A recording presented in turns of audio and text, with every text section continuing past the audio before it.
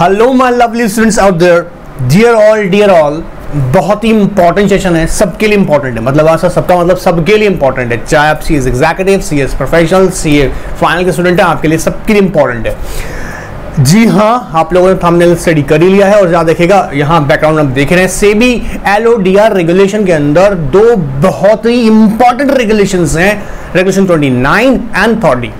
अगर मैं यहाँ कहूँ बेटा, ये एग्जाम के लिए तो इंपॉर्टेंट रहता ही रहता है, प्राइम क्वेश्चन रहता है, ऑलराइट। और जब आप फील्ड में आके वर्क करते हैं तो याद रखिएगा, आपकी ड्यूटी है कि बोर्ड ऑफ डायरेक्टर को टाइमली आपको इंटीमेट करना कि सर ये हमारे प्रायर इंटीमेशन हमें देनी होंगी, सर ये हमारी ऐसी इवेंट और इंफॉर्मेशन बेस्ड डिस्क्लोजर्स हमें प्रोवाइड करने होंगे स्टॉक एक्सचेंजेस को। Alright, so now this session is going to be very interesting and very practical. मैं चाहूंगा कि इसको आप बहुत ध्यान से सुने और बहुत ध्यान से समझें।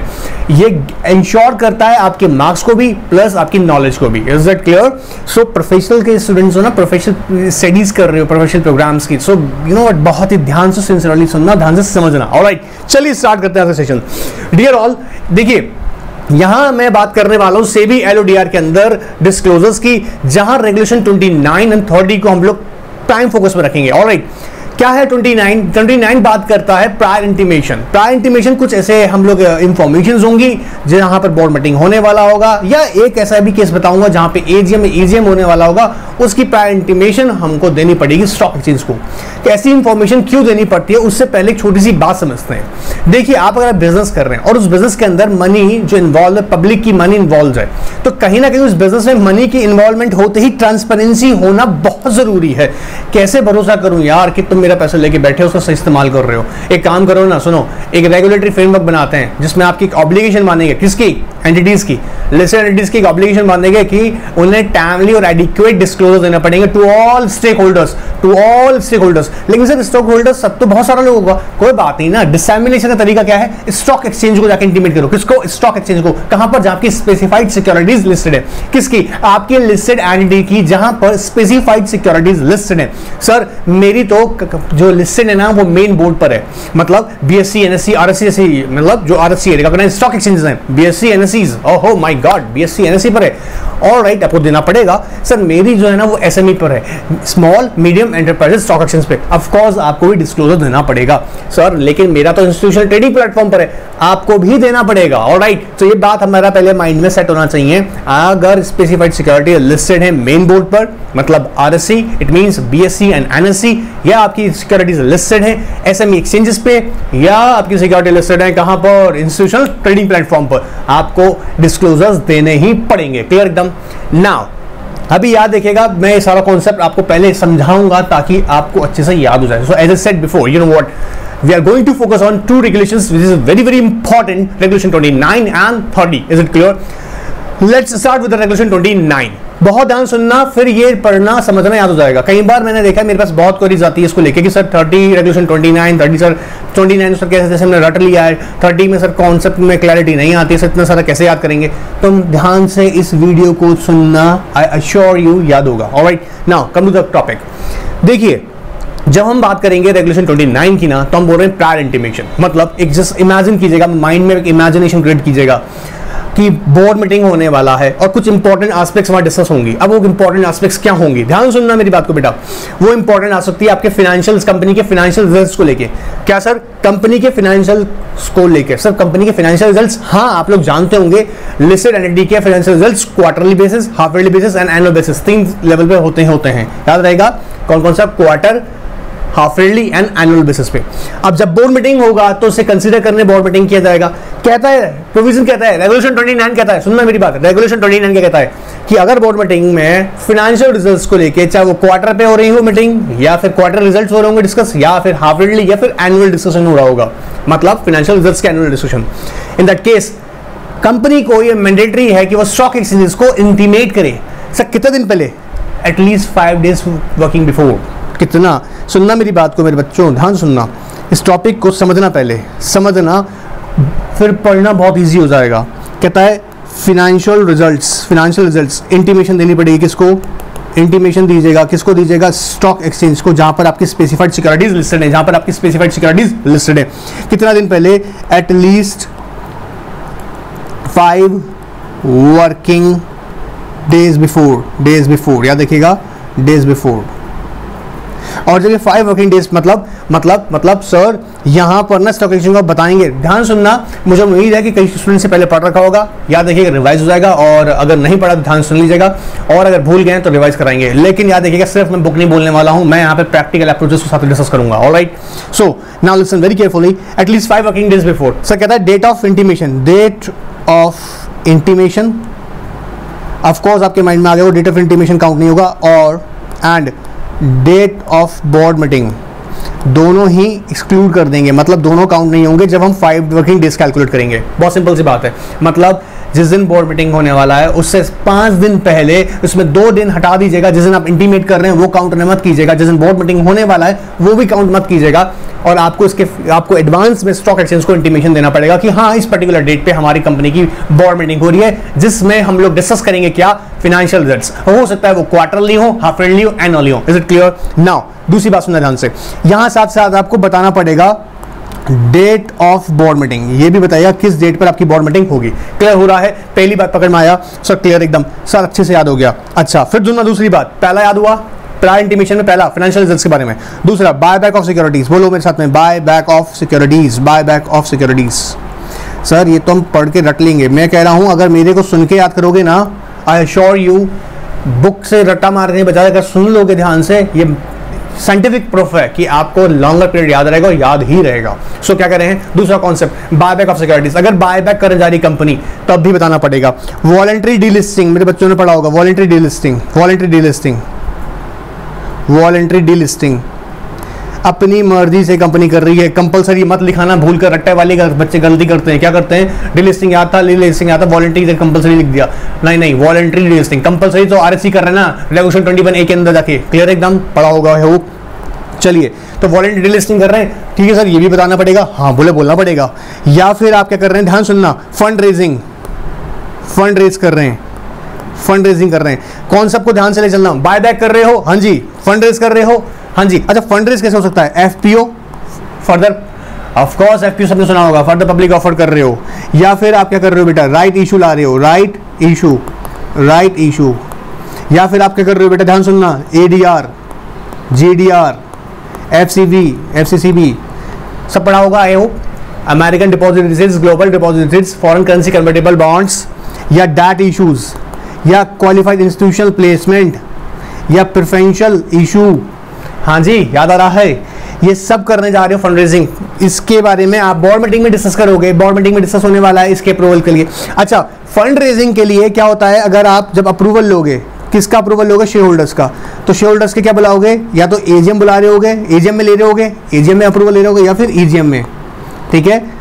अब इस जो एजीएम होने वाली है, इसकी भी आपको एडवांस डिटेल देनी पड़ेगी, किसको बतानी पड़ेगी, स्टॉक एक्सचेंज को, कि सर इस डेट पर हमारी अप्रूवल के लिए, फंड रेजिंग के अप्रूवल के लिए हम एजीएम या ईजीएम कर रहे हैं, उसके लिए हम इनकी क्या अप्रूवल लेंगे, तो उस डेट को भी एडवांस में आप इंटीमेट कीजिएगा, किसको, स्टॉक एक्सचेंज को।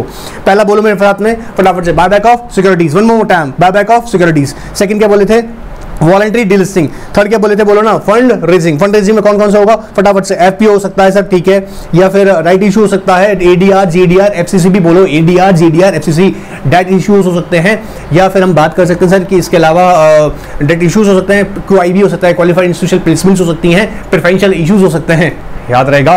आगे देखो, जल्दी चलो, डिविडेंड डिक्लेरेशन की बात हो रही है जी, डिविडेंड डिक्लेरेशन, यार यहाँ हम बोलेंगे रिकमेंडेशन डिक्लेरेशन, ऐसे याद रखना, रिकमेंडेशन, पहले तो रिकमेंड होता है ना, तो रिकमेंडेशन या डिक्लेरेशन करेंगे, कहाँ पर, इन बोर्ड मीटिंग, डिविडेंड डिक्लेरेशन, या फिर बोलो ना एक बार, डिविडेंड डिक्लेरेशन और या रिकमेंडेशन की बात हो रही होगी। या फिर आपके साथ आ रहा हो कन्वर्टेबल, आपकी सिक्योरिटीज, कन्वर्टेबल क्या करने वाले हैं, issue of convertible securities, convertible मतलब शुरू में उनका नेचर कैसा है, हो सकता है डिबेंचर फॉर्म में इशू किया हुआ है, डिबेंचर लेटर ऑन किस में कन्वर्ट हो जाएगा, सिक्योरिटीज में। देखो ध्यान सुनना, डिबेंचर हो सकता है कन्वर्टेबल, या कैरिंग राइट ऑफ कन्वर्टेबिलिटी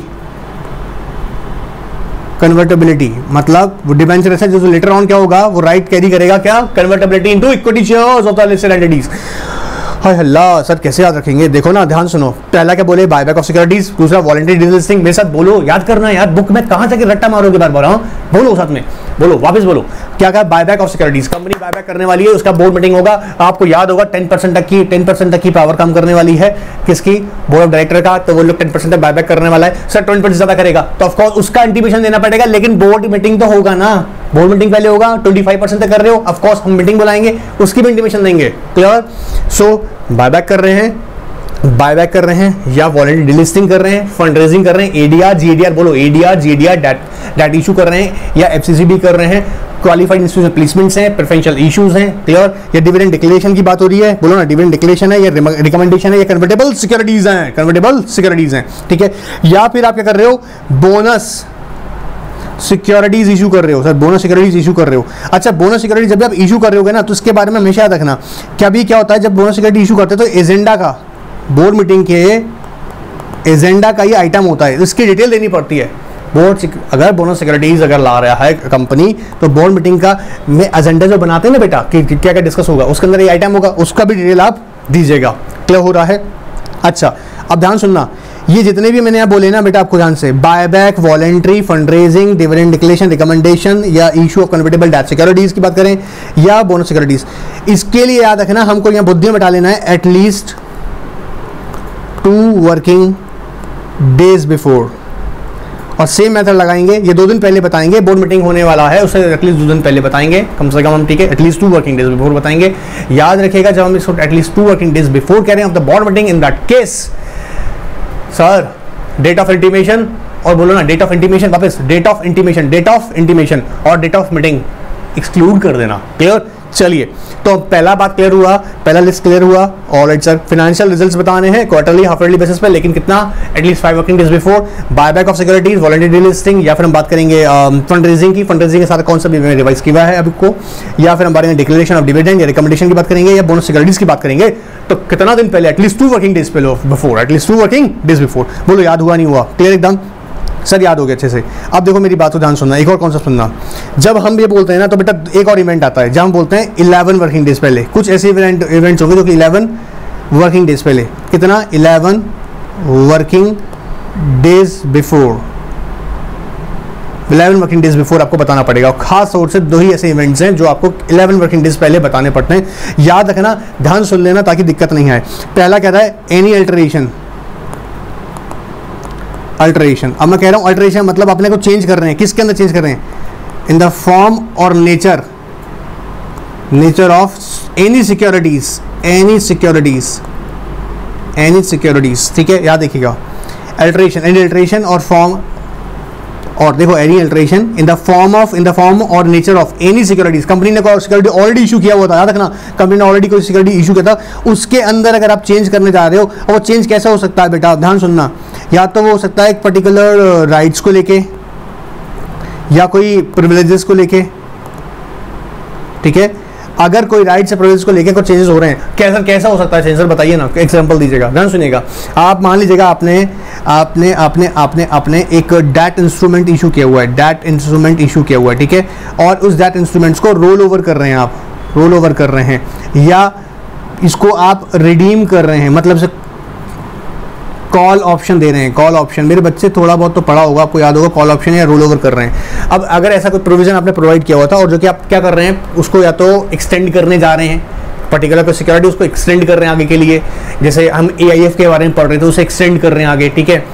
और या फिर हम क्या कर रहे हैं, उससे पहले से ही with the permission of the security holders, उनसे परमिशन लेकर क्या कर रहे हैं, उसे रिडीम कर रहे हैं। तो अगर कोई ऐसा चेंज आ रहा है और उसके लिए बोर्ड मीटिंग किया जाएगा, तो उस ऐसा बोर्ड मीटिंग में पहले 11 वर्किंग डेज पहले आपको स्टॉक एक्सचेंज को बताना पड़ेगा कि हाँ, इस बोर्ड मीटिंग में ये डिस्कशन होने वाला है जिसमें हम सिक्योरिटीज के अंदर चेंजेस करेंगे। ऑलराइट सर, चेंजेस का मतलब जो कि ऑलरेडी इशूड है उनके अंदर। दूसरी इंपॉर्टेंट बात कहता है, अगर ऐसा होता है चेंज आ जाता है इन डेट्स, इन, है ना, ऐसे मान लीजिएगा अल्टरेशन बॉडी में है, अल्टरेशन इन डेट्स, बोलो ना अल्टरेशन इन डेट्स। और डेट्स के अल्टरेशन किस में रिलेटेड है? देखो, या तो इंटरेस्ट, ठीक है, इंटरेस्ट, या फिर पेमेंट किसका? डिबेंचर्स का, बॉन्ड्स का, या फिर redeemable preference shares, redeemable preference shares, ठीक है। इनकी अगर डेट्स में अगर कोई चेंजेस हो रहा है, मतलब फॉर एग्जांपल आपकी इंटरेस्ट पेमेंट करने की डेट आ गई थी लेकिन आप उसकी डेट में एक्सटेंशन हुई है कुछ रीज़न के वजह से, या उसके डेट्स में अगर आपने उनका इंटरेस्ट या उनका रिडेम्पशन का जो पीरियड था वो मान लीजिएगा 30 डेज एक्सटेंड हो गया है, तो उसकी भी आपको इन्फॉर्मेशन एटलीस्ट 11 वर्किंग डेज पहले देनी पड़ेगी। याद रहेगा, अगर ध्यान से अगर तुम मेरी बात को सुन लो तो पहला हम ध्यान से दिए थे 2 वर्किंग डेज वाला कॉन्सेप्ट, जिसके अंदर बाय बैक, वॉलंटरी, बोलिएगा वॉलंटरी, उसके अलावा फंड रेजिंग पे बात की, डिक्लेरेशन ऑफ डिविडेंड या रिकमेंडेशन के ऊपर बात की, कन्वर्टेबल सिक्योरिटीज, ऑलराइट, या उसके अलावा हमने एक बात और किया था बोनस सिक्योरिटीज पे। ये कॉन्सेप्ट है 2 वर्किंग डेज पहले बताना है। बोर्ड मीटिंग हो रहा है, बोर्ड मीटिंग का 2 वर्किंग डेज पहले बताना है। फाइनेंशियल रिजल्ट्स अगर quarterly, half yearly, annually basis पे जा रहा है तो एटलीस्ट 5 वर्किंग डेज पहले बोलना है। याद रखिए दोनों ही कॉन्सेप्ट के अंदर डेट ऑफ इंटीमेशन और डेट ऑफ मीटिंग दोनों ही हमें एक्सक्लूड करने हैं while calculating that period of 2 working days और whether 5 working days. Is it clear? इसके अलावा हमने बात की 11 वर्किंग डेज के अंदर, जिसमें अल्टरेशन अगर आप इन द फॉर्म और नेचर ऑफ द सिक्योरिटीज कर रहे हैं, जिसमें कोई राइट्स या प्रोविजन में चेंजेस होगा, ठीक है, या फिर हम बोल रहे हैं डेट्स में चेंज हो रहा है इन regarding the payment of interest on debenture और बॉन्ड्स और payment of redeemable preference shares और डिबेंचर्स और बॉन्ड्स। सर हो गया एग्जैक्टली रेगुलेशन 29 हो गया। अगर ध्यान से सुना है, अब तुम देखो ना, इधर आओ, इतना इसको तुम बार बार बोलते, बुक को हाथ में लेते, अपना घर का गैलरी में या बालकनी में बार बार घूमते, हाँ, और यहाँ वहाँ चक्कर लगाते, बार बार सोचते, फिर बात कर स्लिप होता। ध्यान से अगर सुना है, आई एश्योर यू याद हो गया होगा। ऑलराइट, चलिए, तो ये क्या करना है सर, अब आपको बस रीड करना है, एक बार सिंपली रीड करना है। क्लियर? सारा कॉन्सेप्ट यहाँ डिस्कस कर लिया है, सारा कॉन्सेप्ट डिस्कस कर लिया है। अगर इसे सुना है ध्यान से तो ये पक्के से याद हो गया है, ठीक है। इसलिए मैं बोल रहा हूँ क्योंकि मैंने बोल दिया, कंप्लीट बोल दिया, इसलिए मैं बेटा आगे जा रहा हूँ आपसे, ठीक है। इसको आगे कॉन्सेप्ट डिस्कस करता हूँ आपसे। अच्छा, अब यहाँ पर जब हम बात कर रहे हैं तो ये कॉन्सेप्ट और भी इंटरेस्टिंग बनने वाला है, क्योंकि रेगुलेशन 30 को लेके मेरे पास क्वेरी बहुत थी। आई डोंट नो क्यों इसमें आप लोगों को क्लैरिटी नहीं थी, मतलब आपने पहले कहीं पढ़ा होगा, हो सकता है नहीं समझ में आया होगा, तो अब ध्यान से एक बार पढ़ लीजिएगा, समझ लेते हैं, ठीक है। और जिन्हें क्लैरिटी है तो ये ना वो अच्छी बात है, वापस सीख लो, ठीक है। आइए, रेगुलेशन 30 कहता है डिस्क्लोजर ऑफ इवेंट और इंफॉर्मेशन। बहुत ध्यान सुनना, डिस्क्लोजर ऑफ इवेंट और इंफॉर्मेशन, इसको ना मैं फिर क्लैरिटी के साथ समझाऊंगा, क्योंकि ये भी आपको इसी तरह से याद करा देंगे, ठीक है। ये इसमें बच्चे का जो क्वेरी था कि सर ये इतना सारा है, ये कॉन्सेप्ट सर ये याद कैसे होगा, मैं आपको बता दूं बेटा, बहुत से समझना। ये जो आप देखते हैं ना, ये इतना सारा है, ये ऐसे बेटा समझने का होता है, इसे लाइन टू लाइन रटने का नहीं है। आपने अगर इस कॉन्सेप्ट को समझ लिया तो आपके लिए इसमें दिक्कत कुछ नहीं आएगा, ठीक है। सो हम ध्यान से समझते हैं इसको, ठीक है। आप थोड़ी सी अटेंशन पे कीजिएगा, मैं इन शॉर्ट कर रहा हूं बेटा, ये वीडियो कंप्लीट होने तक आपको रेगुलेशन 30 याद होगा, भरोसा रखिएगा, ठीक है। रखते हैं, थोड़ा रखिएगा ऐसे ही। चलिए देखते हैं, सीखते हैं, ठीक है। अब बात कर रहे हैं यहाँ पर, ध्यान दीजिएगा बेटा, रेगुलेशन 30 के अंदर क्या बोलता है, डिस्क्लोजर, ठीक है। मैं बेटा मैं शॉर्ट में लिखूंगा ताकि आप सुन लें ध्यान से, आप चाहें तो नोट कर लीजिएगा। Disclosure of event, E stands for event, ठीक है, एंड और इंफॉर्मेशन। डिस्क्लोजर ऑफ इवेंट, चलिए एक बार पूरा लिख देते हैं, और इंफॉर्मेशन, क्लियर है। रेगुलेशन 30 ऑफ एलओडीआर कहता है डिस्क्लोजर ऑफ इवेंट और इंफॉर्मेशन। एग्जाम की पर्सपेक्टिव से तो इंपॉर्टेंट रहता ही है, लेकिन जब भी आप अपनी अगर आप ट्रेनिंग आर्टिकलशिप कर रहे होंगे तो आपने ऑब्जर्व किया होगा, अगर आपके पास ऐसे असाइनमेंट्स आ रहे हैं तो आप ध्यान देंगे कि बहुत ही इंपॉर्टेंट है यार, ये इसमें अक्सर वर्किंग रहती है, ठीक है। ऑलराइट, नाउ अब क्या कह रहा है, ध्यान सुनना। इसके लिए पहला कहता है कि डिस्क्लोजर ऑफ इवेंट और इंफॉर्मेशन। डिस्क्लोजर इवेंट कैसा कह रहा है, वो मटेरियल इवेंट हो, ठीक है। मटेरियल इवेंट या फिर इंफॉर्मेशन, मटेरियल इवेंट या फिर इंफॉर्मेशन। ध्यान से सुनना एक बात मेरी, इंफॉर्मेशन मटेरियल होनी चाहिए। अब मटेरियलिटी के लिए कुछ तो क्राइटेरिया बताए गए हैं, तो पहला तो उसने बोल दिया कि मटेरियलिटी कैसे डिसाइड होगी, मटेरियलिटी डिसाइड होगी जैसे कि in the opinion of board of director. किसी चीज की मटेरियलिटी, किसी इवेंट की मटेरियलिटी कैसे डिसाइड होगी, जैसे कि कौन बताएगा बेटा बच्चों, बोर्ड ऑफ डायरेक्टर बोलेगा। ध्यान सुनना मेरी बात को, मतलब सर रेगुलेशन 30 क्या कह रहा है कि जब हम बोल रहे हैं मटेरियलिटी की बात कर रहे हैं, तो मटेरियलिटी के अंदर बोर्ड ऑफ डायरेक्टर डिसाइड करेंगे कि ये पर्टिकुलर इवेंट या इंफॉर्मेशन मटेरियल है या नहीं, ठीक है। लेकिन उनका नहीं कहना का मतलब यहाँ पे ये नहीं हो सकता कि जो रेगुलेशन 30 के अंदर शेड्यूल थर्ड के अंदर जो कि हम बात करेंगे यहाँ पे अभी पार्ट ए के अंदर, उसमें जो स्पेसिफाई किए हुए डिस्क्लोजर्स हैं वो आपको डिस्क्लोज करने ही हैं। मतलब ध्यान से सुनना मेरी बात को, बहुत ध्यान से, दो बात बड़ी इंपॉर्टेंट है, इसमें कंफ्यूजन होता है बच्चों को, नहीं होगा बिल्कुल। देखो कहता है यहां जो है ना पैरा ए, ये नोट कर लेना आप लोगों के लिए इजी रहेगा, ठीक है, and para B, para A and para B, ये para A and para B जो है, ये ध्यान सुनना मेरे बच्चों, ये किसका है, para A and para B दोनों जो हैं वो पार्ट ए शेड्यूल थर्ड से हैं, दोनों ही किससे बेटा, दोनों ही, चाहे वो ए या पैरा बी हो, वो आप कहाँ मिलेंगे, part A of schedule third. जो पैरा ए के हैं ना बेटा, उनको बोलते हैं जो disclosure mandatory nature, mandatory in nature, मतलब भैया बताना ही पड़ेगा। और पैरा बी के जो है ना, ये कहते हैं based on application of guidelines,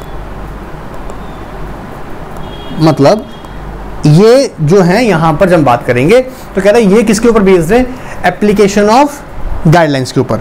मतलब अभी मैं बताता हूं, जिसमें अगर टाइम फोकस अगर देखें तो कहते हैं एप्लीकेशन ऑफ गाइडलाइंस का मतलब इसका लिए एक स्पेसिफिक क्राइटेरिया दिया गया है पैरा ए के लिए, पैरा बी के अंदर क्या कह दिया है कि आप मैटरनिटी के कैसे डिटरमाइन करेंगे, उसके लिए एक क्राइटेरिया है, उस क्राइटेरिया के अकॉर्डिंग ही मैटरनिटी डिसाइड होगी। जैसे दो बात सुनना, कहता है डिटरमाइन करने की मैटरनिटी कैसे डिसाइड, क्राइटेरिया बेस्ड होगा, ठीक है, तो क्राइटेरिया किस पे होगा, कहता है किसी भी इवेंट का, ध्यान सुनना, ओमिशन ऑफ इवेंट और इंफॉर्मेशन, इवेंट और इंफॉर्मेशन मेरे साथ बोल लीजिएगा, मैं अनश्योर कर रहा हूं ये याद हो जाएगा, उसको बार बार देखने की जरूरत नहीं पड़ेगा, और अगर ड्रॉ कर लेंगे तो वेल एंड गुड, ठीक है। कहता है कोई भी इवेंट की इंफॉर्मेशन ओमिट का मतलब बताने से रह गई है, ठीक है, एब्सेंट है, कैसी इंफॉर्मेशन, देखो ओमिशन ऑफ इवेंट और इंफॉर्मेशन, अभी एग्जांपल भी दूंगा, ठीक है, ध्यान सुनना, ओमिशन ऑफ इवेंट और इंफॉर्मेशन, कहता है लाइकली टू रिजल्ट, जिसका रिजल्ट क्या हो सकता है, लाइकली टू रिजल्ट। अब दो तरीके रिजल्ट हो सकते हैं उसके, ध्यान सुनना मेरी बात को ध्यान से, ठीक है बेटा, दो तरीके रिजल्ट हो सकते हैं, या तो डिसकंटिन्यूटी आ रही है, डिसकंटिन्यूटी, या कह रहा है और अल्टरेशन हो रहा है उसमें, किसमें, इस इवेंट में या इस इंफॉर्मेशन में, अगर वो आप इंफॉर्मेशन देने से रह गए तो इंफॉर्मेशन डिसकंटिन्यू रहेगी, ठीक है, या हम बोल रहे हैं अल्टरेशन और अल्टरेशन, डिसकंटिन्यूटी और अल्टरेशन, मेरे साथ बोल लीजिएगा, डिसकंटिन्यूटी अल्टरेशन ऑफ इवेंट और इंफॉर्मेशन, ठीक है, ऑफ इवेंट और इंफॉर्मेशन, बोलो मेरे साथ में, और इवेंट और इंफॉर्मेशन, जिसका क्या था बेटा, जो ऑलरेडी पब्लिकली अवेलेबल थी। अब कहने का मतलब यह है कि आपको ऐसा इवेंट या इंफॉर्मेशन की आपको बतानी थी जो बेसिकली पब्लिकली ऑलरेडी अवेलेबल थी, और अब वो इंफॉर्मेशन आपने उसमें कोई डिसकंटिन्यू हो गई है। लेट्स एग्जांपल ऑफ इट, मान लीजिएगा एग्जांपल देके समझा रहे हैं, और पैरा याद रखिएगा जब मैं बी की बात करूंगा उसी से ही मैं यहाँ पे इसको कवर कर रहा हूँ, इसी के एग्जांपल ले रहा हूँ, पैरा बी का ही एक स्केड्यूल मुझे रेफर किया हुआ है। मान लीजिएगा आपके ना चेंज हुआ, change in business line, change company के बिजनेस लाइन में चेंज हुआ है, मेरी बात सुनना ध्यान से बेटा, चेंज इन बिजनेस लाइन। अब कंपनी के जो पब्लिकली इंफॉर्मेशन अवेलेबल थी वो, और अब जो बिजनेस लाइन चेंज हो गई वो इंफॉर्मेशन दोनों डिफरेंट हो रही हैं, ठीक है, या फिर कोई लिटिगेशन या कोई रेगुलेटरी एक्शन लिया गया है। अभी तक तो मैं खुश था कि कोई ऐसा लिटिगेशन या रेगुलेटरी एक्शन कंपनी के अगेंस्ट था ही नहीं कोई, ठीक है, रेगुलेटरी एक्शन कोई था ही नहीं, बट वो इंफॉर्मेशन अभी तक ये थी लेकिन अभी हमारे पास अवेलेबल नहीं है, तो ये भी क्या होगा, एक ओमिशन, इंफॉर्मेशन दिया नहीं उस इवेंट और इंफॉर्मेशन का। या फिर हो सकता है फ्रॉड बाय डायरेक्टर्स, कंपनी के डायरेक्टर्स ने फ्रॉड कर दिया है सर। या क्या हो सकता है, कमेंसमेंट ऑफ कमर्शियल प्रोडक्शन में देरी हो रही है, क्या हो रहा है, मतलब मैं कहना चाह रहा हूं, ध्यान से सुनना, जब हम इसको कह रहे हैं कि ओमिशन ऑफ इवेंट और information which is likely to what discontinuity और अल्टरेशन ऑफ इंफॉर्मेशन और event which is already available in public. एक तो ये कॉन्सेप्ट है, या फिर कह रहा है दूसरी इंपॉर्टेंट बात, ध्यान से सुनना मेरे बच्चों, बहुत ध्यान रख देना इसके ऊपर, सिग्निफिकेंट मार्केट रिएक्शन हो रहा है, लाइकली टू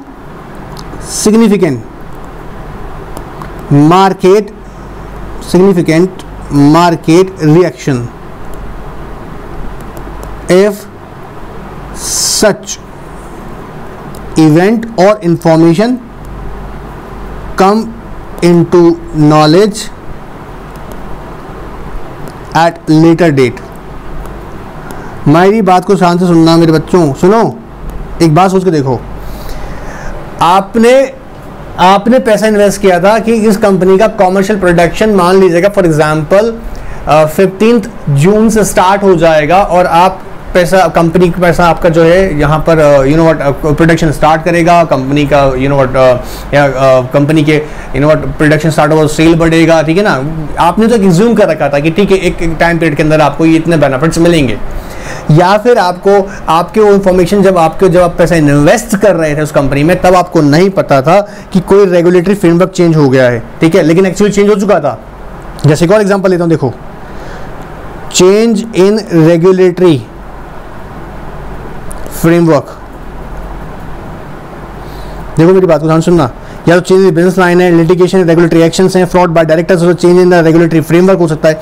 जब मैंने इन्वेस्ट किया था ना, याद देखिएगा, चेंज हो चुका था, लेकिन अभी तक एरी ने, लिस्ट एंटिटीज ने मुझे इन्फॉर्मेशन बताई नहीं थी कि रेगुलेटरी फ्रेमवर्क में कुछ चेंज आ गया है, ठीक है, ये, और उसकी वजह से उसके बिजनेस में भी कुछ चेंजेस आ गए हैं, पर हमारी नॉलेज में वो उन्होंने बात डाला ही नहीं, ठीक है, ये इवेंट बाद में मेरी नॉलेज में आ रहा है। तो कहता है इसका भी इफेक्ट क्या हो सकता है, significant market reaction if such event और information came to knowledge of later date. License cancel कर दिया, जी, किसका लाइसेंस कैंसिल कर दिया, या सस्पेंशन कर दिया लाइसेंस, ओफो, तो क्या करेंगे ऐसा केसेस में, क्या होगा। तो इसकी ये नॉलेज अगर लेटर ऑन आपके नॉलेज में आएगी, ये इंफॉर्मेशन, तो इसका सिग्निफिकेंट मार्केट रिएक्शन हो सकता है।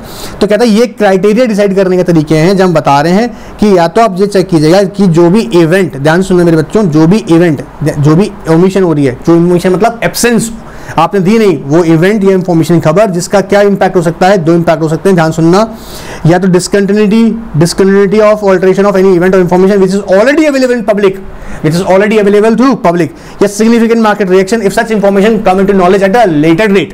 दो बातें हो गया। बोला सर ठीक है, ये बातों को क्लियर है। बोला सर मान लीजिए अगर वो दोनों बातें जो आपने बोली है ये कवर कहीं नहीं हो रही है, ये ऐसा इंपैक्ट नहीं हो रहा है, कहीं पे भी ऐसा नहीं हो रहा है, तो इन द ओपिनियन ऑफ, बोलो ना, in the opinion of board of directors, वो डिसाइड करेंगे कि ये इंफॉर्मेशन कैसी है, मटेरियल, याद आएगा मटेरियल, दोनों इंसिडेंट्स में देखेंगे कि वो मटेरियल इवेंट है या मटेरियल इंफॉर्मेशन थी। या बोर्ड ऑफ डायरेक्टर के ओपिनियन में क्या लगता है, जो कि ऊपर कवर नहीं हो रहा है, तो ये इंफॉर्मेशन कैसी है, मटेरियल। अब इसके लिए क्या करेगा बोर्ड ऑफ डायरेक्टर, बोलेगा फ्रेम कीजिएगा policy to determine what, to determine materiality determine करने के लिए पॉलिसी फ्रेम की जाएगी। ध्यान सुनना मेरे बच्चों, और ये पॉलिसी को बोर्ड ऑफ डायरेक्टर अप्रूव करेगा, कौन, board of director, approved by board of directors. ये इतना अगर ध्यान से आपने ध्यान दिया यहाँ पर इसके ऊपर जो मैं ड्रॉ कर रहा हूँ, तो आपको जो ये बेटा, ये आपसे जो प्रॉब्लम आप कह रहे हैं ना, ये कि पूरा पैराग्राफ किस तरह से और इतना लेंथी है, मैं इंश्योर कर रहा हूँ आपको जरूरत नहीं पड़ेगा, इसको पढ़ने तक का जरूरत नहीं पड़ेगा, सिर्फ यहाँ ध्यान दे लीजिएगा एक बार अच्छे से, ठीक है। रेगुलेशन 30 के अंदर हम बात कर रहे हैं, हमने बात किया इवेंट, डिस्क्लोजर ऑफ इवेंट और इन्फॉर्मेशन, जिसके मटेरियलिटी टेस्ट करेंगे, तो हमने उसके लिए चेक किया कि पहली मटेरियलिटी की बात होती है कहाँ, जो कि opinion of board of director, material event है, इन्फॉर्मेशन है। फिर इसमें इसको स्केड्यूल 3 के अंदर हमने देखा, जो कि पार्ट ए ऑफ स्केड्यूल 3 है, उस पार्ट ए के अंदर भी हमने पैरा ए और पैरा बी के अंदर दो अलग अलग डिस्क्लोजर्स प्रोवाइड किए हुए हैं इवेंट और इन्फॉर्मेशंस के। पैरा ए जो है वो मैंडेटरी डिस्क्लोजर्स की बात करेगा, वही हम ध्यान देंगे पैरा बी के अंदर, जो कि एक एप्लीकेशन बेस्ड होता है एप्लीकेशन ऑफ गाइडलाइंस के ऊपर, जैसे हमने भी एग्जांपल में लिया, ठीक है। जब हम पैरा बी को देख रहे हैं तो उसमें हम देखेंगे कि ये क्राइटेरिया डिसाइड करना पड़ता है कि किसी पर्टिकुलर इवेंट या इंफॉर्मेशन जो कि मटेरियल कैसे होगा, मटेरियल का मतलब वो मटेरियलिटी टेस्ट करने का तरीका है, क्या मटेरियलिटी टेस्ट करने का, कि वो इंफॉर्मेशन अगर पब्लिकली ऑलरेडी अवेलेबल थी और वो डिसकंटिन्यू हो गई, या उस इंफॉर्मेशन का लेटर अगर वो नॉलेज में आती है तो उसका सिग्निफिकेंट मार्केट रिएक्शन हो सकता है, या फिर बोर्ड ऑफ डायरेक्टर के ओपिनियन में ऐसा है। तो बोर्ड ऑफ डायरेक्टर क्या करेंगे, एक पॉलिसी फ्रेम करेंगे ऑफ किसके लिए, for determination of materiality. Materiality test करना पड़ेगा ना कि मटेरियल इंफॉर्मेशन है या नहीं। अब मान लीजिए एग्जाम्पल के तौर पर, ठीक है, एग्जाम्पल ही दे रहे हैं, कंपनी में ऐसा हुआ कि मान लीजिएगा कंपनी के 2 एम्प्लॉय का आपस में झगड़ा हो गया, तो क्या इससे कंपनी के मटेरियलिटी पे इम्पैक्ट, कोई मटेरियल इंफॉर्मेशन है? I don't think so. क्यों नहीं है? उसका रीजन है क्या, आपस में कहासुनी हो जाने पर, अभी कंपनी का स्टाफ लोग कहासुनी कर लिया, किसी ने किसी का मजाक उड़ा दिया, नहीं, ये मटेरियल इंफॉर्मेशन नहीं है। लेकिन कंपनी के प्रोडक्शन लाइन में चेंज हो रहा है, कंपनी के कमर्शियल प्रोडक्शन में चेंज हो रहा है, कंपनी के लाइसेंसेस सस्पेंड हो रहे हैं, ऐसा भी रीजन हो सकता है। कंपनी पे लिटिगेशन या रेगुलेटरी एक्शन लिए जा रहे हैं, या कंपनी के, ये ना सोचने वाला बात है, जिस रेगुलेटरी फ्रेमवर्क में वो रन कर रही थी उसमें चेंजेस आ गए हैं। तो ये सारे कैसे हो रहे हैं, ये कैसे इवेंट्स हैं जहां पर मटेरियलिटी हो रही है, मटेरियलिटी इवेंट्स हैं। क्लियर एकदम? ऑलराइट सर, ये भी हमें क्लियर हुआ। अब ध्यान सुनना मेरी बात को, एक एक पॉइंट्स याद करवा रहा हूं ताकि ये पूरा पैराग्राफ सब अच्छे से समझ लें। अच्छा, क्या करेगा बोर्ड ऑफ डायरेक्टर ऑथोराइज करेगा किसको, केएमपी को। बेटा कंपनी के डे टू डे ऑपरेशन देखने का काम किसका है यहाँ पर, केएमपीज का, ठीक है। तो केएमपीज को ऑथोराइज करेगा किस लिए, कि टू डिटरमाइन, भैया क्या करो आप ये चेक करके बताओ, मैं डिटरमाइन कीजिएगा मटेरियलिटी ऑफ इवेंट और इंफॉर्मेशन। एंड देन इसके साथ आपकी ड्यूटी बनती है कि आप इंटीमेट करो किसको, इंटीमेट करो टू स्टॉक एक्सचेंज। एंड याद रखना मेरी बात को ध्यान से, कॉन्टैक्ट डिटेल्स ऑफ केएमपी का कहाँ रखना पड़ेगा। ध्यान सुनना, जब मैं कॉन्टैक्ट डिटेल्स बोल रहा हूं तो यहां पर आप क्या करो, वेबसाइट। अब कौन सी वेबसाइट होगी भैया, एक स्टॉक एक्सचेंज की वेबसाइट पे जहां की आपकी सिक्योरिटी लिस्टेड है, प्लस आपकी एलई की वेबसाइट पे। क्या सर ये क्या कर दिया आपने, बेटा ध्यान सुनना, ध्यान से देखो स्क्रीन पे। हम क्या कह रहे हैं, जो आपके यहाँ पर आपकी कंपनी की जो बोर्ड ऑफ डायरेक्टर्स हैं वो ऑथराइज करेंगे, किसको ऑथराइज करेंगे, आपकी कंपनी के केएमपीज को ऑथराइज करेंगे। क्लियर है? केएमपीज को ऑथराइज करेंगे कि भाई आप ये, क्योंकि डे टू डे फंक्शंस में, डे टू डे ऑपरेशन जो कंपनी के हो रहे हैं उसके फंक्शंस में आप इन्वॉल्व रहते हैं, तो आप ये डिटरमाइन कीजिएगा कि मटेरियलिटी ऑफ इंफॉर्मेशन और इवेंट्स को, और उसको आप इंटीमेट कीजिएगा स्टॉक एक्सचेंज को, प्लस आप ही के हम कॉन्टैक्ट डिटेल्स स्टॉक एक्सचेंज पे और आपके लिए एनईडी की वेबसाइट पे भी प्रोवाइड करेंगे ताकि लोग आपसे कॉन्टैक्ट कर सकें। ऑलराइट सर, ये भी हमको क्लियर हुआ, पॉइंट नंबर फर्स्ट क्लियर हो गया होगा आई होप, ठीक है। अभी वापस रिवाइज करवाऊंगा पूरा, ध्यान सुनना। इसके बाद अगर हम ध्यान से देखें, फिर फिफ्थ बात यहाँ पे बहुत ही मजेदार है कि जो भी आप किसी, इसको हम कैटेगरी बनाएंगे, देखिए मेक डिस्क्लोजर्स, सर इसका ड्यूरेशन भी तो रखेंगे ना, हाँ, पैरा ए के या पैरा बी के, मैंने जैसे बोला पैरा ए अभी बताऊंगा, पैरा ए भी ढंग से बताऊंगा, para A and para B के जो भी इवेंट्स, मटेरियल इवेंट्स हैं या हम बोलेंगे इंफॉर्मेशंस हैं, उन दोनों को डिस्क्लोज करने का ड्यूरेशन भी है। तो मेक डिस्क्लोजर्स विद इन, याद कीजिएगा, विद इन 24 आवर्स। ये 24 आवर्स कहाँ से करेंगे, ऑकरेंस, जब से वो इवेंट हुआ, ऑकरेंस ऑफ इवेंट और इंफॉर्मेशन। कहता है ये आपको 24 आवर्स के अंदर अंदर, देखिए 24 आवर्स के अंदर अंदर क्या कर देना है मेरे बच्चों, आपको इवेंट जो भी ऑकर हो रहे हैं, कोई भी इवेंट हो गया उसके 24 आवर्स के अंदर अंदर आपको बताना पड़ेगा, ठीक है। अच्छा, यही एक इंटरेस्टिंग फैक्ट बता रहा हूं, ध्यान सुनना मेरी बात को, एक इंपॉर्टेंट है, बहुत इंपॉर्टेंट, एग्जाम के लिए आ सकता है क्वेश्चन, मैं भी अभी आगे आपको लिखे भी जाऊंगा, ध्यान सुनना। अगर सब पैरा, अभी पढ़ा दूंगा, चिंता मत करना, ठीक है, सब para 4 of para A of part A of schedule third से रिलेटेड, अगर कोई भी इवेंट इंफॉर्मेशन हैं तो उसका डिस्क्लोजर विद इन 30 मिनट्स देना पड़ेगा, विद इन 30 मिनट्स देना पड़ेगा। अब ये 30 मिनट्स में अगर मैं बताऊं तो जनरली कौन कौन सी कैटेगरी आती है, ध्यान सुनना मेरी बात को बेटा। अगर बोर्ड मीटिंग किया, बोर्ड मीटिंग करने के बाद में फाइनेंशियल रिजल्ट डिक्लेयर कर रहे हो तो, या डिविडेंड रिकमेंडेशन की बात हुई है, या डिक्लेरेशन की बात हुई है, या कैंसिलेशन की बात हुई है, ध्यान सुनते जाना मेरी बात को, ठीक है, या फिर बाय बैक कर रही है कंपनी सिक्योरिटीज को, ठीक है, या कंपनी फंड रेजिंग का डिसीजन ले लिया है बोर्ड मीटिंग में, ठीक है। तो ये कुछ एग्जांपल दे रहा हूं यहां पर, याद रखो मेरे साथ में कि कंपनी की बोर्ड मीटिंग हुई 29 में, तो प्रायर में बता रहे थे, ठीक है। यहां क्या बता रहे हैं, बोर्ड मीटिंग हुआ, बोर्ड मीटिंग हो गया, उसका कंक्लूजन सामने आया, कंक्लूजन हो जाने के ठीक 30 मिनट्स के अंदर, with in 30 minutes stock exchange को इंटीमेट कीजिएगा, किसके बारे में, फाइनेंशियल रिजल्ट्स हैं, बायबैक ऑफ सिक्योरिटीज की बात कर रही है, डायरेक्टर्स ने डिसीजन लिया है, क्या डिसीजन लिया है, रिकमेंड करेंगे डिविडेंड या रिकमेंडेशन का है, भाई ठीक है बोर्ड मीटिंग रिकमेंड कर रही है साहब अब करिए, या डिक्लेरेशन की बात हो रही है, कैंसलेशन का बात हो रहा है, क्लियर है, या पासिंग ओवर भी कर सकते हैं यहाँ पे ऐसा केसेस के अंदर, या हम एक एग्जांपल यहाँ पे लिया हमारा फंड रेजिंग का, बायबैक का, ऐसे केसेस में विद इन 30 मिनट्स आपको करना ही पड़ेगा स्टॉक एक्सचेंज को इंटीमेट, मतलब कंक्लूजन होती है बोर्ड मीटिंग के, ठीक है सर, ये भी याद रहेगा हमको। आगे की बात सुनते जाओ मेरे बच्चों, ध्यान सुनते जाओ, ठीक है। अब कहता है एक और बात, 6 पॉइंट हमने क्रिएट किया हुआ है, आपको क्या करना है, अपडेट करना है, अपडेट मटेरियल डिस्क्लोजर्स, बोलो ना, अपडेट मटेरियल डिस्क्लोजर्स। अच्छा मैं जो बोल रहा हूँ अपडेट मटेरियल डिस्क्लोजर्स ना, तो ये ऐसा नहीं एक बार दे दिया खत्म हो गया, क्या करना होगा, ऑन रेगुलर बेसिस, बोलो ना, ऑन रेगुलर बेसिस, एक बार दे दिया उसके बाद नहीं है, कोई भी अगर चेंजेस आते रहेंगे, डेवलपमेंट्स होते रहेंगे, तो आपको उसका भी इंटीमेशन देना पड़ेगा। सर हमको 5-5 पॉइंट लिखवा दिया आपने, सर याद तो करो एक बार, आओ देखो देखो देखो देखो देखो देखो, वापस रिवाइज करवा रहा हूँ, ध्यान से सुनना मेरे बच्चों, ध्यान से देखो। रेगुलेशन 30 के अंदर डिस्क्लोजर ऑफ इवेंट्स और इन्फॉर्मेशन की बात कर रहे थे, हम किसकी बात कर रहे हैं, जो कि मटेरियल होगा। मटेरियल के लिए पहला हमने कहा कि board of director of listed entity will decide whether the event or information is material or not. So in the opinion of the board of director, if particular event or information is material, then they have to make the disclosure to the stock exchange. पहला बात तो हम ये बोले। फिर हमने कहा कुछ रेगुलेटरी फॉर्म्स में भी हमने बताया हुआ है, जैसे जो para A and para B of part A of schedule 3 के अंदर रेफर किया हुआ है, उसको हमने देखा कि हाँ वो हमारे लिए हैं। जो पैरा ए के हैं वो मैंडेटरी डिस्क्लोजर्स हैं, और जो पैरा बी के हैं वो basically based on application of guidelines के ऊपर। उसके अंदर मतलब ये होता है कि क्राइटेरिया डिटरमाइन करना पड़ता है पर्टिकुलर एक इवेंट का कि वो कहीं ना कहीं मटेरियल है नहीं।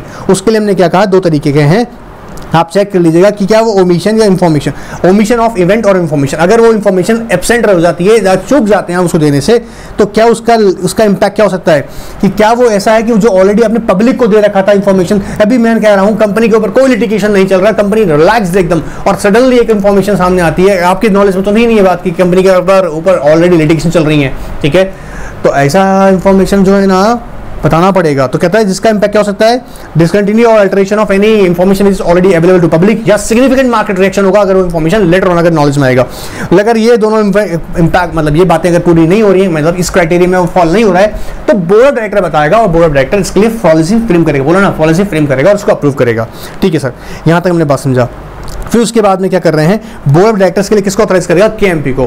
केएमपी को ऑथराइज करेगा किस लिए कि आप डिटरमाइन कीजिएगा मेटेरियलिटी ऑफ इवेंट्स और इंफॉर्मेशन, और डिस्क्लोज कीजिएगा इसको स्टॉक एक्सचेंज को, बोला ना किसको इन्फॉर्म करना पड़ेगा, स्टॉक एक्सचेंज को। ऑलराइट, स्टॉक एक्सचेंज को इंटीमेट कर दिया। अच्छा, इसलिए हमको डिटेल देना पड़ता है, कौन डिटेल ऑफ केएमपी, कि भैया आप क्या करो, ये इन डिटेल्स केएमपी का डिटेल्स होगा, इनका कॉन्टैक्ट डिटेल्स होगा, और इसकी आपकी इंफॉर्मेशन स्टॉक एक्सचेंज के वेबसाइट पे और कंपनी की एलई की की वेबसाइट पे भी रहेगा। ऑलराइट, अब यहाँ कह रहा है कि जो डिस्क्लोजर्स हैं, चाहे वो पैरा ए के हैं पैरा बी के हैं, आपको 24 आवर्स के अंदर आपको देने ही होंगे। ऑलराइट, अगर वो फाइनेंशियल रिजल्ट से है, बायबैक ऑफ सिक्योरिटी से रिलेटेड, डिविडेंड डिक्लेरेशन, कैंसिलेशन और रिकमेंडेशन से रिलेटेड है, या फंड रेजिंग से रिलेटेड है, ठीक है, ऐसे कॉन्सेप्ट्स के अंदर आपको 30 minutes of the conclusion of the board meeting आपको इंटीमेट करना पड़ेगा। इसके बाद आपको याद रखिएगा, सिर्फ यही नहीं है, एक बार दे दिया है आपको अपने जो भी मेडल इवेंट्स ये आपने जो प्रोवाइड किए हुए हैं डिटेल्स उनकी, उन्हें अपडेट करना होगा रेगुलर बेसिस पर अगर कोई भी डेवलपमेंट्स आते हैं। क्लियर एकदम। नाउ 7th, समझना मेरी बात को। अब कहता है ये जो डिस्क्लोजर आपने दिए हैं ना, ये डिस्क्लोजर जो आप दे रहे हैं, ये कह रहा है शैल बी होस्टेड, ठीक है, shall be hosted on listed entity website, सुनो ना, will be hosted on listed entity website, shall be hosted on listed entity website। कब तक रहेगा, for 5 years। क्या बात है, 5 साल तक रखना पड़ेगा। और मैं तुम्हें क्यों सिखा रहा हूँ यहाँ पे प्रैक्टिकलिटी, जब तुम फ्यूचर में वर्किंग करोगे तुम्हें वो एक्जैक्टली इन्फॉर्मेशन कलेक्ट करनी होगी, तो तुम्हें पता तो है ना कि पर्टिकुलर वो प्लेस कहाँ है जहाँ पर वो इन्फॉर्मेशन मिल सकती है। कंपनी का वेबसाइट पे जाओगे, कंपनी तुमको इन्फॉर्मेशन वहाँ पर प्रोवाइड करेगा, वो पब्लिकली भी डिसैमिनेट की जाती हैं। ऑलराइट, चलिए सर ये भी हम याद रखेंगे। इसके अलावा देखो मेरी बात ध्यान सुनना, अब कंपनी की मान लो सब्सिडरी है तो डिस्क्लोज करना पड़ेगा। डिस्क्लोज क्या, मटेरियल इवेंट्स और इंफॉर्मेशन किससे रिलेटेड होगी, वो सब्सिडरी से रिलेटेड, अगर है वो कंपनी की सब्सिडरी से रिलेटेड है, कंपनी अगर सब्सिडरी से, अगर लिस्टेड एंटिटी की सब्सिडरी उससे भी रिलेटेड कोई मटेरियल इवेंट्स या इंफॉर्मेशन तो उसका भी डिटेल दीजिएगा, ठीक है। प्लस फिर कहता है जी एक इंपॉर्टेंट बात, रिप्लाई कीजिएगा, reply specific and adequate, reply specific and adequate किसको? To stock exchange. भैया अगर स्टॉक एक्सचेंज आपसे कोई क्वेरीज पूछेगा तो उस क्वेरीज को कैसे एडिक्वेटली आप रिप्लाई करेंगे, ऑलराइट। एंड 10th वन सुनना ध्यान से मेरी बात, लिस्टेड एंटिटी ना खुद पर भी, लिस्टेड एंटिटी इट्स ओन, ऐसे लिख दीजिएगा इसको शॉर्ट में, और एग्जाम में मत लिख दीजिएगा इतना शॉर्ट, जैसे आपको याद कराने के लिए बोल रहे हैं। Listed entity on its own confirm और डिनाई कर सकती है क्या? Reported events.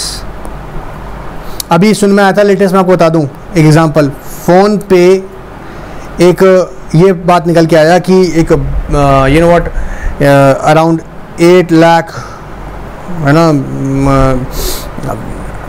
मतलब अगर मैं इशू साइज़ की बात करूं तो यू नो व्हाट बहुत बड़ा इशू साइज़ का डिक्लेरेशन था कि बहुत बड़ा इशू आईपीओ लेके आ रहा है फ़ोन पे, ठीक है। बट उसके बाद में ये बात जो कि उसके प्रमोटर्स एग्जीक्यूटिव्स थे, सीनियर एग्जीक्यूटिव्स है, उन्होंने डिनाई किया कि नहीं ऐसा कुछ नहीं है, ठीक है। ये कॉर्पोरेट अपडेट्स वाले सेशन के अंदर मैं डिटेल में डिस्कस करता रहता हूँ, वहाँ पर आप जरूर ज्वाइन कर लीजिए अगर आपने ज्वाइन नहीं किया तो, ठीक है। अच्छा कैसे करना है, ऑफकोर्स चैनल को सब्सक्राइब करके आइएगा। अच्छा देखिए अब देखते हैं यहाँ पे हम लोग, तो ये कल लगभग हमने 10 इंपॉर्टेंट बातें डिस्कस करी हैं मेरे बच्चों। अगर आप तुम ध्यान से अगर देखो, हमने इनको यहाँ कवर अप किया है। इनको अगर आपने अभी मेरे साथ समझ लिया है तो आपको ना बेटा एक्स्ट्रा एफर्ट करने की जरूरत नहीं पड़ेगा। जैसे 7th में मैंने अपडेट करना रेगुलर बेसिस पे, डिस्क्लोज देना है जो कि 5 ईयर्स तक रहेगा। उसके बाद आर्चिवल पॉलिसी में चला जाता है, समझा रखा है आर्चिवल पॉलिसी, आप याद होगा आप लोगों को। फिर सब्सिडी के डिस्क्लोजर मटेरियल रिलेटेड है, मटेरियल डिस्क्लोजर रिलेटेड सब्सिडीज वो भी दीजिएगा, रिप्लाई एडिक्वेट होना चाहिए। और अगर ऐसा लगता है कि भाई लिस्टेड एंटिटी खुद भी अपनी तरफ से किसी भी इवेंट को जो या इंफॉर्मेशन को उसको कंफर्म कर सकती है या डिनाई भी कर सकती है कि भाई ऐसी कोई रिपोर्टेड इंफॉर्मेशन नहीं है, ऐसे मटेरियल इंफॉर्मेशन हमने नहीं बताई है, ठीक है। अब ये जो है ना बेटा, यही पूरा का पूरा कॉन्सेप्ट मेरे प्यारे प्यारे बच्चों डिस्कस हमने यहाँ पे किया है आपका रेगुलेशन 13 के अंदर। अगर आपने मेरे इस कॉन्सेप्ट को अगर ध्यान से समझा है, आई एश्योर यू कि आपको ना बेटा ये पूरा का पूरा कॉन्सेप्ट ये मैंने यहाँ डिस्कस कर दिया है। इतना नहीं, सिर्फ आपको यहाँ जाके एक बार इसको देखना है। अगर किसी को कोई प्रॉब्लम में डाउट हो रहा हो फिर भी, तो इसका स्क्रीनशॉट ले लीजिएगा। मेरे साथ अगर जिन बच्चों ने बना लिया और याद कर लिया तो उसको तो बहुत मज़ा आ गया है, ठीक है। अच्छा इसके अलावा याद रखिएगा, अब जो हम इसमें अगर अलग से देखें तो देखो, जिसकी हम बार बार कर रहे थे बात, ये है देखो part A, disclosure of events और इन्फॉर्मेशन। दो तरीका, एक पैरा ए जो हम पैरा ए के अंदर देख रहे थे, जो आपने देखा होगा एक्विजिशन से रिलेटेड है। मैं आपको बता दूं इसका एक बेस्ट तरीका है बेटा। वैसे तो ये लिस्ट आपको ग्रेजुअली याद हो ही जाएगी पढ़ते पढ़ते, अच्छे से रट्टा मारने का कोई जरूरत नहीं है इसके अंदर। बट आई सजेस्ट इनके आप पेजेस के स्केड्यूल, इसके अंदर फर्स्ट पेज है, second page, third page and the fourth one, ठीक है। स्केड्यूल 4 से पहले तक का इनके सिर्फ आप जेरोक्स करा के अपने जहाँ भी स्टडी रूम है वहाँ पर इनको या तो अपने टेबल पे रख लीजिएगा या कहीं दीवार पे स्टिक कर दीजिएगा, जहाँ से आप रोज़ाना इन्हें देख सकें, ठीक है। आप पढ़ सकें, रोज़ाना देखते रहेंगे तो आपको इजीली ग्रैब रहेगा, ठीक है। बेस्ट तरीका है ये, क्योंकि आप बुक बार बार इधर खोलने नहीं आएंगे, बट अगर आप उसे देखते रहेंगे तो आपको याद रहेगा और ये बहुत जगह हेल्प करने वाला आपको, ठीक है। बट यहाँ पर बता दूँ, इसके लिए मैं अलग से अगर आप चाहेंगे तो मैं डिस्कस करूँगा, कंटेंट्स में खास है। लेकिन मैं इसमें एक चीज़ बता दूँ, this is very very important from exam point of view. यही वो डिस्क्लोजर की बात कर रहा था। देखिए अगर यहाँ आपको 30 मिनट्स के अंदर इसका डिटेल देना पड़ता है, डिविडेंड है, कैश बोनस है, रिकमेंडेशन डिक्लेरेशन, या यहाँ हम बात कर रहे हैं या कैंसिलेशन ऑफ डिविडेंड की बात की थी, बायबैक की बात किए थे, या रिस्पेक्ट टू फंड रेजिंग से रिलेटेड मैंने भी बताया था आपको, या in case of issue of bonus shares है, ठीक है। कैपिटलाइजेशन जैसे बोल रहे हैं, इंक्लूडिंग फॉरफिटेड शेयर्स को री इशू कर रहे हैं तब भी, ठीक है। रिजर्व्स फॉर फ्यूचर या short period for any interaction capital है, फिनेंशियल रिजल्ट्स हैं या वॉलेंटरी डिलिस्टिंग्स हैं। ये इंपॉर्टेंट है एग्जाम के पॉइंट ऑफ व्यू से। मैं बोल रहा हूँ बार बार आप लोगों को, इसे अभी हमने डिस्कस भी किया है, इसे अच्छे से एक बार रीड जरूर कीजिएगा, ठीक है। इसके अलावा मैं चाहूँगा कि आप सिर्फ इन्हें रीड जरूर कर लें एक बार, मैं कह रहा हूँ रीड कर लें, सारे इवेंट्स रीड कर लें एक बार। ये कैसे आपको अच्छे से और आएंगे, जब मेरे साथ में आप और चैप्टर्स पढ़ते चले जाएंगे ना, तो ये सब के सब आपके लिए ईजी हो जाएंगे, क्योंकि हर एक इवेंट जो है यहाँ पर है, इसको जब तक डिटेल एनालिसिस के साथ न समझा जाए ये बेकार है। और एक्चुअल देखा जाए तो एक कॉम्पैक्ट हमारी पूरी स्टडीज़ के बारे में बात करने वाला है, ठीक है। तो एक 16 भी इंपॉर्टेंट है कहीं ना कहीं एग्जाम के लिए, ठीक है, जो कि कंप्लीटली अगर बात करेंगे हम IBBI, मतलब जब भी हम इंसॉल्वेंसी एंड बैंक्रप्सी की बात कर रहे होंगे किसी कंपनीज की प्रोसेस की, तो उसके ऊपर ये पूरा डिटेल है। इसकी मैं जो क्लास देने वाला हूँ उसके अंदर आपको डिटेल में और समझाऊंगा। तो ये मज़ा जब है पढ़ने का, आप इसको डिटेल को रट्टा नहीं मारेंगे, सिर्फ अभी स्टिक करके लगा लीजिएगा। जो आप जानते हैं कॉन्सेप्ट को, सिर्फ उसको रीड करना है।